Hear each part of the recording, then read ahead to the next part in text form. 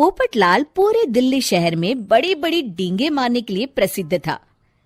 साथ ही वो अव्वल दर्जे का पेटू भी था। उसकी इस आदत के चलते कोई भी आदमी उसे अपने घर भोज पर नहीं बुलाता था। फिर एक दिन पोपटलाल अपनी बहन के घर जाता है, जो दूसरे शहर में रहती थी। अरे पोपटलाल, बड़े दिनों के बाद तुझे मेरी याद आई। माय डियर बहना, तू तो जानती है मैं अपने कारोबार में कितना व्यस्त रहता हूँ। हाँ, तेरी बात भी सही है। अब आया है तो कुछ दिन ठहर के जाना। अरे दीदी, ये भी कोई कहने की बात है। श्यामा देवी पोपटलाल को रहने के लिए एक कमरा दे देती है। अगली सुबह पोपटलाल जोर जोर से गरारे करना शुरू कर देता है। नकुल की पत्नी नींद से जाग जाती है और घबराकर अपने पति नकुल को जगाती है। अरे उठिए, लगता है हमारे घर में कोई जानवर घुस आया है। कैसी अजीब अजीब आवाजें निकाल रहा है, मुझे तो बड़ा डर लग रहा है। अरे कोई जानवर नहीं है भाग्यवान, पोपटलाल मामा जी हैं, अपना गला साफ कर रहे हैं। इतनी सुबह सुबह? अभी तो सिर्फ 4 बजे हैं। मामा जी इसी तरह से जल्दी उठ जाते हैं। अच्छा, ठीक है। नकुल की पत्नी जैसे ही सोने लगती है और जल्दी नाश्ता भी करते हैं। क्या मतलब? मुझे अभी उठ के उनके लिए चाय नाश्ता बनाना पड़ेगा? हाँ। अरे मर गई रे, अब मेरा क्या होगा? फिर थोड़ी देर के बाद नकुल की पत्नी मामा जी के लिए चाय नाश्ता बनाने में जुट जाती है। अरे भाई वाह, बड़ी अच्छी खुशबू आ रही है। बहू, जो भी बना रही हो फटाफट ले आओ, जोरों की भूख लगी है। हाँ मामा जी, अभी लाती हूँ। देखते ही देखते पोपटलाल सारा नाश्ता चट कर जाता है। बहू, कल से पराठे में देसी घी ज्यादा डालना, आज कुछ मजा नहीं आया। हे भगवान, इसका नाम तो पेटू लाल होना चाहिए था। पूरे 10 लोगों का नाश्ता अकेले हजम करने के बाद भी इन्हें मजा नहीं आया। इस तरह रोज पोपटलाल सुबह सुबह घर के सभी लोगों को नींद से बेवक्त जगा देता था और हमेशा खाने की उल्टी सीधी फरमाइश करते रहता था। देखते ही देखते गुप्ता परिवार की दिनचर्या अस्त व्यस्त हो जाती है। अरे भाई, खाने का असली मजा तो इस घर में है। अरे माँ, ये पोपटलाल मामा यहाँ और कितने दिन रुकेंगे? ये अकेले इतना खाना खा जाते हैं कि आज राशन वाला मुझसे पूछ रहा था कि अरे भाई, क्या आप लोगों ने घर में हाथी पाल लिया है? अरे बेटा, अब घर के मेहमान को कोई सीधे मुंह कैसे निकाल सकता है? माँ जी, अब बर्दाश्त की इंतहा हो गई है। मैं अकेले इतना काम नहीं कर सकती। आखिर मैं भी इंसान हूँ। मैं कल ही अपने मायके चली जाऊंगी। अरे भाग्यवान, हम सबको मुसीबत में अकेला छोड़कर तुम कहाँ जा रही हो? जरा सब्र करो, मैं कुछ सोचता हूँ। अगले दिन एक डॉक्टर साहब उस घर में आते हैं। अरे नकुल बेटा, ये डॉक्टर यहाँ क्यों आया है? अरे मामा जी, माँ की तबीयत बहुत खराब है। तबीयत तो खराब होगी ही, तुम लोग उल्टा सीधा खाना जो खाते रहते हो। देखो नकुल, मैं तुम्हारा फैमिली डॉक्टर हूं, इसलिए आज से मैं जो कहूंगा तुम सबको वही खाना रोज खाना पड़ेगा। आजकल कितनी बीमारियां फैल रही हैं, पता भी है तुम्हें? आज से तुम सब सिर्फ सलाद और करेले का जूस पियोगे, समझे? डॉक्टर अंकल, आप ठीक कहते हैं।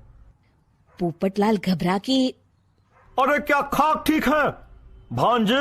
ये डॉक्टर सीधे सीधे हमें घास फूस खाने के लिए कह रहा है। अरे मैं कहता हूँ भगा इस डॉक्टर के बच्चे को यहाँ से। अरे मामा जी, डॉक्टर साहब ठीक ही तो कह रहे हैं।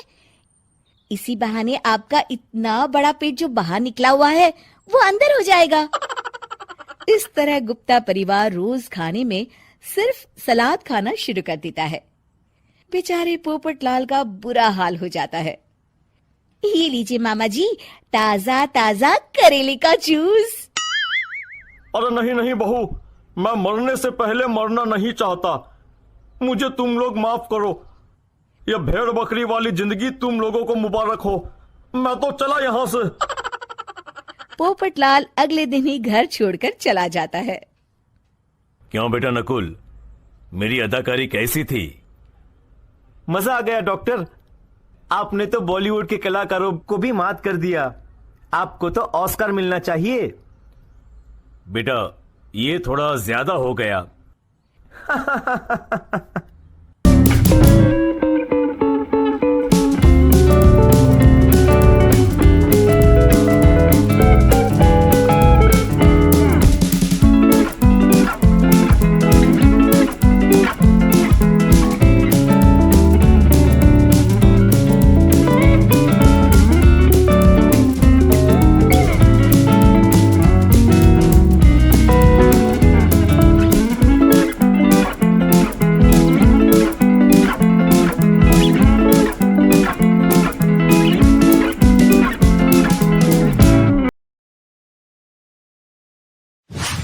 अरे आग लगे, ये भी कोई जिंदगी है। सुबह से चिल्लम चिल्ली पुकार सुन के मैं तो तंग आ गई हूँ। अरे वो भी क्या दिन थे जब मैं गांव में रहा करती थी। पहले बड़ी सुखी थी मैं। पहले मेरी जिंदगी क्या थी और अब क्या हो गई है। शहर में तो लोग भेड़ बकरी की तरह जीते हैं। जीने का असली मजा तो गांव में है। क्यों, क्या हुआ माँ जी? आज गांव की बहुत याद आ रही है आपको? अरे हाँ बहू, शहर का जीना भी कोई जीना है। लोगों की आधी जिंदगी तो सड़कों के ट्रैफिक में निकल जाती है और यहाँ रखा ही क्या है। एक बात कहूं, दिल्ली शहर अब पहले जैसा नहीं रहा। क्या माँ, जब देखो गांव के गुणगान गाती रहती हो। ठीक है, इस बार ना बच्चों के कॉलेज की छुट्टियों में हम सब गांव चलेंगे, ठीक है? हाँ, ये ठीक है। फिर कुछ दिनों के बाद सारा परिवार अपने गांव चला जाता है। अरे वाह, कितनी ताजी और साफ हवा है, कितनी शांति है यहाँ। चल बहू, अब बढ़िया सा खाना बना दे, मजे से आंगन में बैठ के खाएंगे। सुशीला गांव का माहौल देख बड़ी खुश होती है। 2 दिन के बाद गांव की कुछ औरतें सुशीला के घर आती हैं। बड़े दिनों के बाद गांव आई है सुशीला। हमें तो लगा कि तू शहर जाके गांव को भूल गई। और बतिया, तेरी बहू कैसी है? जरा मिलवा तो उससे। अरे मेरी बहू तो लाखों में एक है। बड़ी किस्मत वाली हूँ मैं जो मुझे जानकी जैसी बहू मिली है। हमेशा मेरी सेवा में लगी रहती है और आज तक कभी पलट कर जवाब नहीं दिया उसने। सुशीला की बातें सुनकर सभी औरतें हंसने लगती है।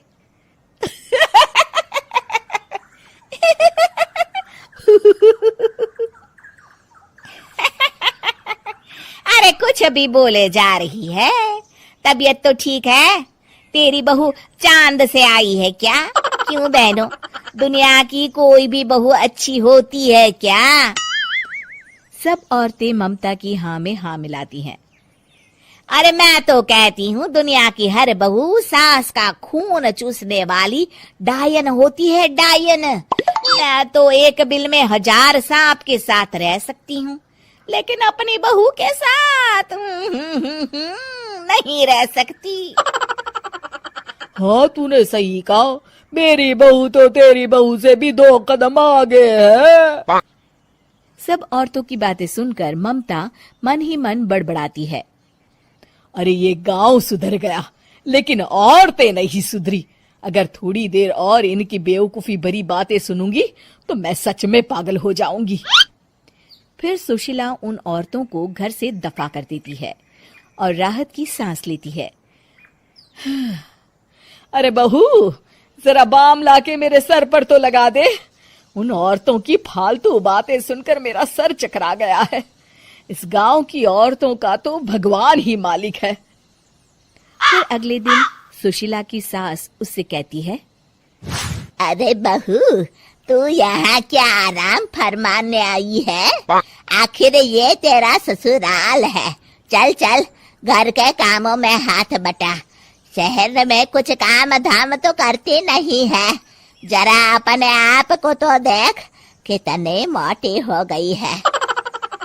सारा दिन घर का काम करने के बाद शाम को सुशीला, हाय मेरी कमर, हाय मेरे पैरों ने तो जवाब दे दिया, आज तो मुझसे मक्खी भी न मारी जाएगी। अरे बहू, जरा आकर मेरे हाथ पैर तो दबा दे। जी माँ जी, अभी आती हूँ।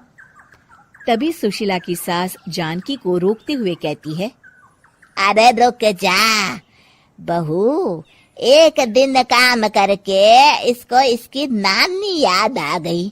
हम लोग तो रोज इतना काम करते हैं, कोई जरूरत नहीं इसके हाथ पैर दबाने की। सुबह तक सब ठीक हो जाएगा। सुशीला अपनी सास की बातें सुनकर हैरान रह जाती है। इस तरह धीरे धीरे गांव आने के बाद सुशीला की परेशानी शुरू हो जाती है। फिर एक दिन, अरे आज तो मैं कपिल शर्मा देखूंगी क्योंकि आज संडे है। सुशीला जैसे ही टीवी ऑन करती है तभी बिजली कट जाती है। अरे सत्यानाश, इस बिजली को भी अभी जाना था। इतने दिनों से मैं टीवी सीरियल देख नहीं पाई। हमारा देश इतनी तरक्की कर रहा है, अरे पता नहीं ये गांव कब सुधरेगा। अरे अब तो 2 दिनों के लिए बिजली को भूल जा, ये तो यहाँ रोज की बात है।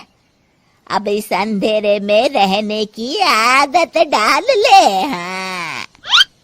हे भगवान, अब क्या होगा? ऊपर से इन मच्छरों ने जीना हराम कर रखा है। दूसरी तरफ घर के काम कर करके और बिना किसी सुविधा के सुशीला तंग आ जाती है और उसे शहरी जीवन याद आने लगता है। क्यों माँ, मजा आ रहा है ना? अरे आपने ऐसी सूरत क्यों बना रखी है? मुस्कुराइए, अब हम गांव में हैं। मोहन के साथ जानकी भी अपनी सास की खिंचाई करती है। हाँ हाँ माँ जी, आप ही तो यहाँ की बड़ी तारीफ कर रही थी। फिर अभी तो कुछ ही दिन बीते हैं, वैसे भी अब तो आप यहीं रहने वाली है ना? अरे नहीं नहीं बहू, मैं एक दिन और यहाँ रुकी तो मर जाऊंगी। मुझे शहर ले चलो।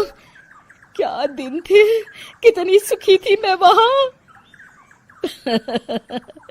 ठीक है माँ, हम कल ही वापस शहर चले जाएंगे।